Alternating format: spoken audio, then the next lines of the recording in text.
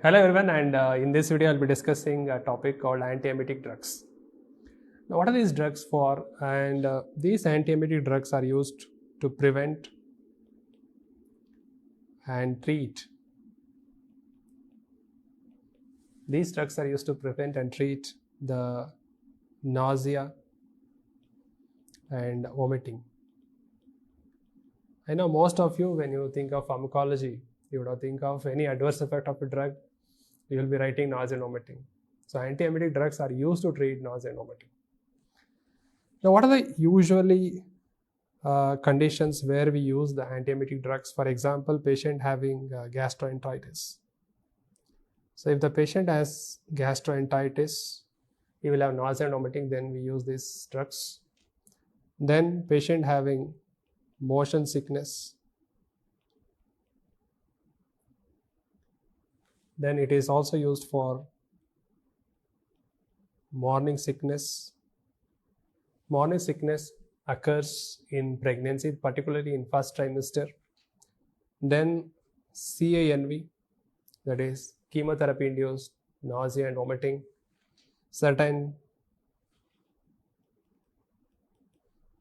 These are the conditions, and also we have a condition called post-operative nausea and vomiting. There also we use these drugs. So anti-emetic drugs are the one which are used to prevent and treat nausea and vomiting. Clear? Yeah. In the next slide, I will be telling you what is the pathophysiology of vomiting and what happens here. So what happens here is, in the brain we have a center called vomiting center. The vomiting center is activated by various stimulus. Number one, the stimulus is from higher centers. The higher centers can give stimulus for vomiting.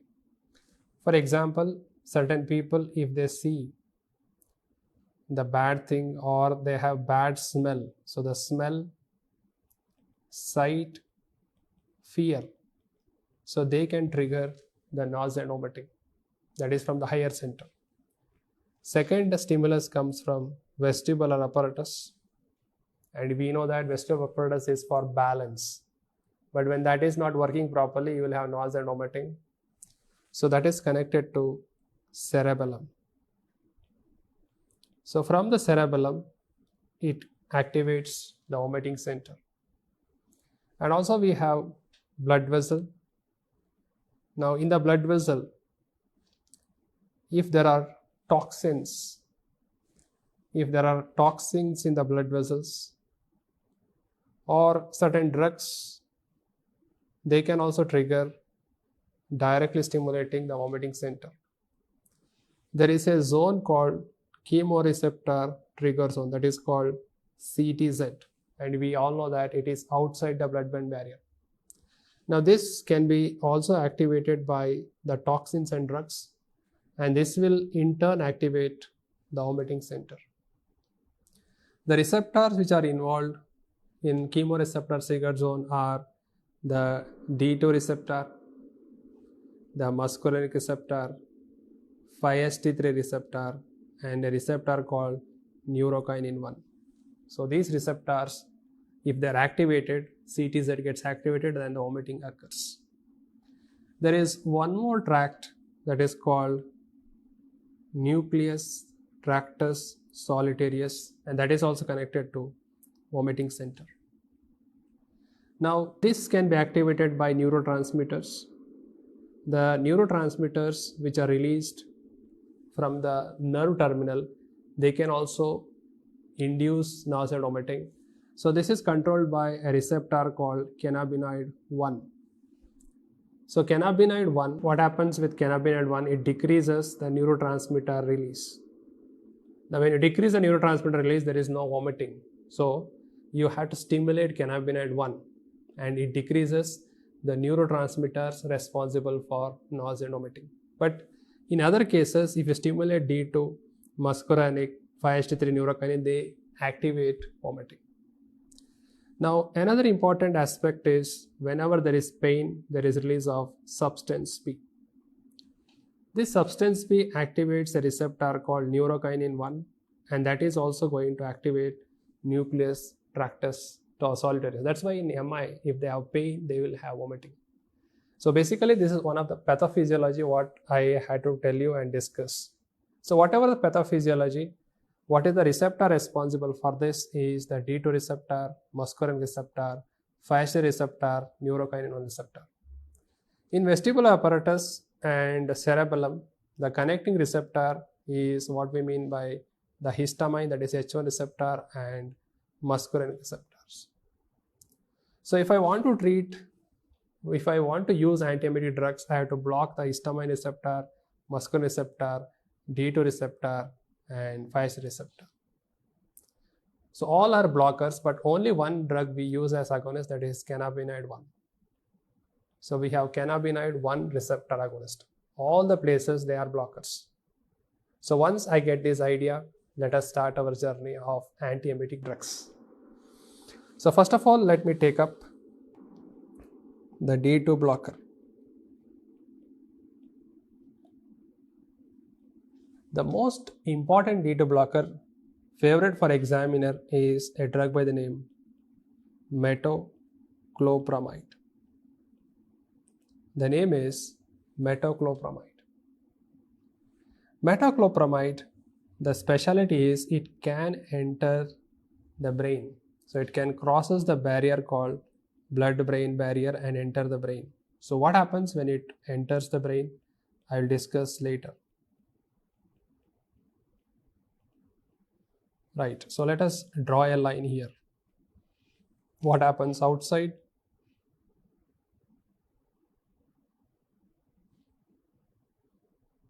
So what happens in the periphery and what happens in the center? Let us discuss that. Now metoclopramide, when we are using it in the periphery, it has these actions. In the periphery, it blocks D2, and that D2 blockade is responsible for the anti-emetic effect. So that is a major action of the drug metoclopramide. The second important aspect is this metoclopramide also has 5HT4 agonistic property. So what do you mean by 5HT4 agonistic property? This property will help in a property called prokinetic property. And this prokinetic property is used to manage a condition called GERD. So what do you mean by GERD? It is gastroesophageal reflux disorder. I will explain what is prokinetic in a new slide. So this is the esophagus, this is the stomach and the intestine. Now what is the problem in GERD? The problem in GERD is the esophageal sphincter should prevent the acid from coming from stomach into the esophagus, that is reflux. But in GERD patient, that esophageal sphincter is not working properly, so the acid is refluxing back into the esophagus. So when we use a drug, prokinetic drug, for example metoclopramide, what does it do? Number one, it increases esophageal sphincter tone. So it increases esophageal sphincter tone, so thereby the acid will not reflux back. Second, it increases the gastric emptying. So it will make the gastric emptying faster, so that food will not remain in the stomach for a long period, because if the food remains for a longer period, the acid will come out. Third important property of prokinetic is it increases small intestinal motility.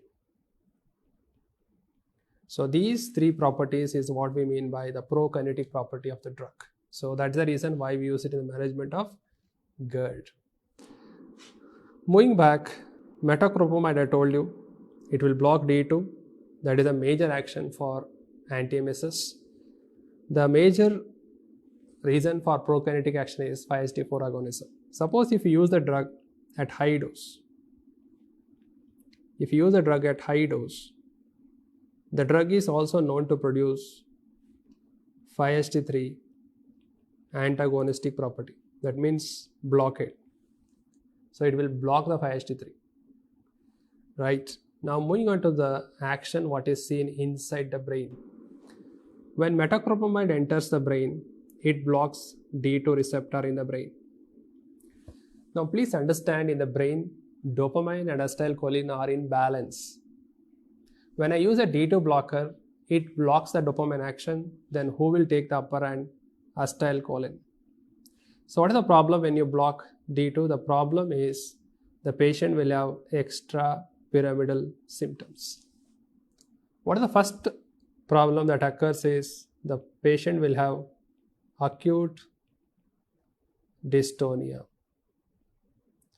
Acute dystonia and oculogyric crisis. So what is acute dystonia? Suddenly the neck will turn to one side like this, or the eyeballs will uproll. So that is a problem. What happens when we give metoclopramide? That occurs in few hours to days after administering metoclopramide. It's an immediate problem. So the question asked in your exam is, what is the treatment for this? Obviously, the treatment is to suppress acetylcholine. That's the reason the treatment is we give central anticholinergics. The management is with central anticholinergics. So the most commonly used central anticholinergics, what we use for managing this is a drug by the name benzhexol. So either we can use benzhexol or an antihistamine called promethazine. So these are the drugs which we use to manage acute dystonia or oculogyric crisis that is seen. So this is usually seen in younger population, that is acute dystonia and oculogyric crisis. But if you block D2 in elderly people, that can also lead to Parkinson's symptoms. So it can also lead to Parkinson symptoms. Since it blocks D2, the metoclopramide can also increase prolactin levels in the person. So this is what happens. So please remember, metoclopramide is famous for these MCQs. A antiemetic was given, sudden neck turned to one side. What is that? Metoclopramide. What is the treatment? Central anticholine like benzhexol and promethazine. So immediate problem is these two. Because of this central action, metoclopramide is not so commonly used nowadays. So we are using one more drug which doesn't cross the blood-brain barrier. What is the name of the drug? The D2 blocker, what we are going to discuss now. Its name is domperidone. The name is domperidone. The advantage is it doesn't cross blood-brain barrier, so there is less or no risk of extrapyramidal symptom. So that's the reason it is nowadays used to manage the GERD. It is used to manage nausea and vomiting. It is also a drug which is preferred in levodopa-induced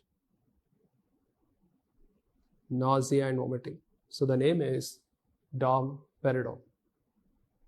So another D2 blocker which is there, the name is called levosulpiride. Levosulpiride can enter the blood-brain barrier, so the risk of EPS is common, and it is also preferred in GERD patient.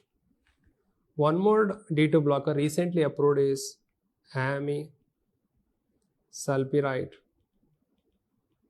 and that is used for post-operative nausea and vomiting. So it is called amisulpiride. So these are the D2 blockers. Please concentrate on the main drug, that is metoclopramide, which is commonly asked in your exams. The next target in antiemetic therapy, number 2, they are antihistamines. So antihistamines, particularly the first generation antihistamines, are used in these cases. So I will give a classical example. A drug called doxylamine. It is combined with a vitamin called B6. B6 is pyridoxine. Now this is the drug of choice for a vomiting condition in pregnancy. You all know that it is called morning sickness. So morning sickness, doxylamine pyridoxine is the drug of choice. Then we have other drugs like promethazine, then buclizine, then meclizine. These are also first generation antihistamines, but they are preferably used for prevention of what? Which one? Prevent motion sickness. So they are not useful once the motion sickness sets in, but they are useful when the motion sickness, you want to prevent that, then they are very effective drugs. Motion sickness. These are antihistamines. Number 3, we have anticholinergic drug. We have the anticholinergic drugs, and the classical drug, what you all know, is hyoscine. Can you guess the other name for hyoscine? It is also called as scopolamine. Hyoscine, the major use, it is the drug of choice for motion sickness. Motion sickness, it is the drug of choice. So the major site of action is in the vestibular apparatus. How do you give it? The hyoscine drug can be given in two ways. You can either give it as an oral tablet, or you can give it as a transdermal patch. So should we use it to prevent? Obviously to prevent motion sickness. Oral tablet, when to take it? You have to tell the patient to take it 1 to 2 hours before journey. So it has to be taken before journey. How many hours does it work for? It works for around 4 to 6 hours. So that is used for shorter journey. If the journey is for 5 to 6 hours, then that is the best one. Suppose if the journey is longer, then the patch has to be applied 8 hours, almost 6 to 8 hours before journey.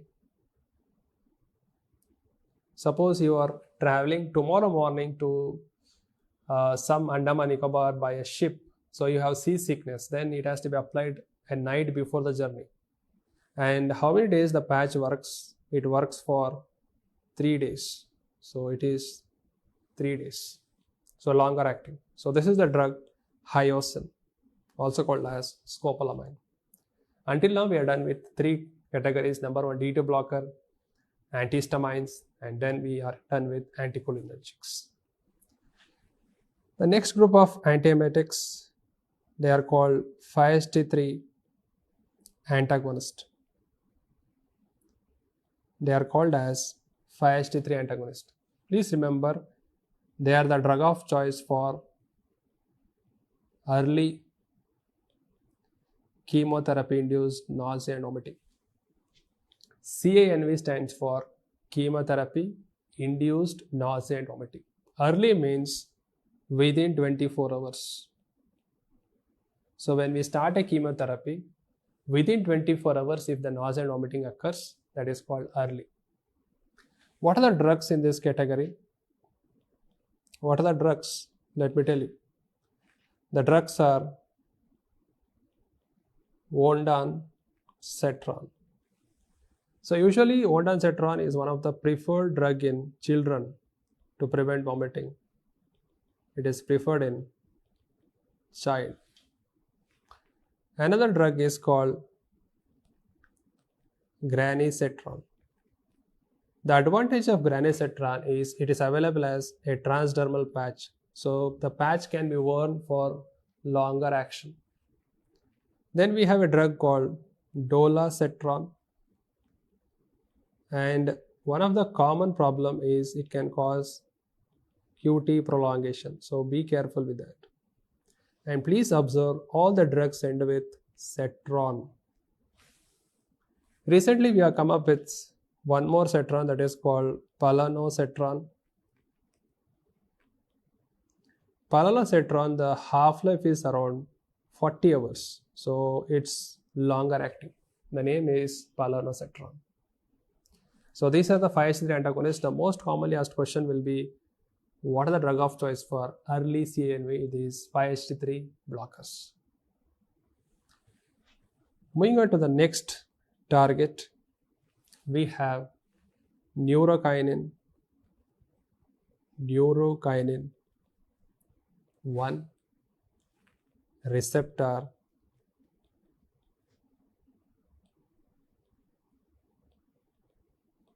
So we call them as neurokinin 1 receptor antagonist. Now the drugs are aprepitant. The name is aprepitant. Simply remember they end with pitant. You add force for that, it becomes force aprepitant. And then a drug by the name netopitant. Now these are the drugs. They are the drug of choice for late CINV, that is chemotherapy-induced nausea vomiting. So please understand, late means any vomiting that sets in between 1 to 5 days after starting chemotherapy. It is called late CINV. So recently, the combination of netopitant and palanositron is approved for treating both early as well as late CINV. So this is the combination approved. The reason why palanositron is approved because it's longer acting. So that is about neurokinin receptor antagonist. Remember they end with pitant. Another category of drugs, and I told you they are called cannabinoid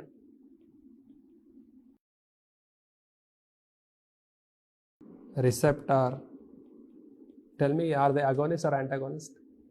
Until now, whatever I told you, they are all antagonist, but here you see these are agonist. So I told you they are present in the presynaptic terminal here. So when you stimulate this cannabinoid 1, it decreases the neurotransmitter, and these neurotransmitters are responsible for causing nausea and vomiting. So when we stimulate cannabinoid 1, it decreases the neurotransmitter. If neurotransmitter decreases, there is decrease in nausea and vomiting. That's the point. So please understand the drug has NABI in the name. So the drugs are nabilone. So it has NABI in the name. One more drug is So here you have NABI, dronabinol. Here also you have NABI. So these drugs are used for resistant vomiting cases. You may ask a question, sir, what do you mean by resistant vomiting? Suppose we have patient with vomiting. We have given already the drugs what I have discussed, but still the vomiting doesn't stop. Then that is for resistant vomiting, then we use these drugs. It is also used to treat anorexia in HIV patients.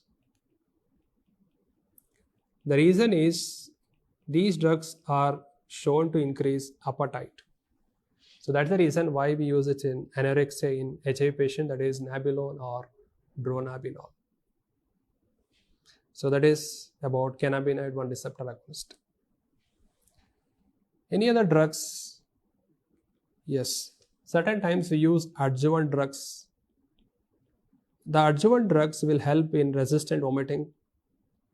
Example is steroids. The steroid what commonly used is called dexamethasone. The name is dexamethasone, and it decreases inflammation. So by decreasing the inflammation, it can decrease the vomiting.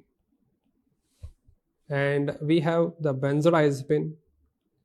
BZD means benzodiazepine, that is lorazepam. So how does it stop the vomiting? It's a CNS suppressant. So by suppressing the CNS, it can suppress the vomiting center. So these drugs, we only use them in case of resistant vomiting. Right. So this is about the anti-emetic drugs. So let me revise it quickly. The reason why we use anti-emetic drugs is to prevent and treat nausea and vomiting. How do I treat them? By blocking the receptors called D2. The D2 blocker is metoclopramide. The main problem is it crosses blood-brain barrier and causes EPS. The treatment for that is benzoxazole or promethazine. Domperidone doesn't cross, so it doesn't cause extrapyramidal symptom. Then we have antihistamines. Doxylamine plus pyridoxine is the drug of choice for morning sickness.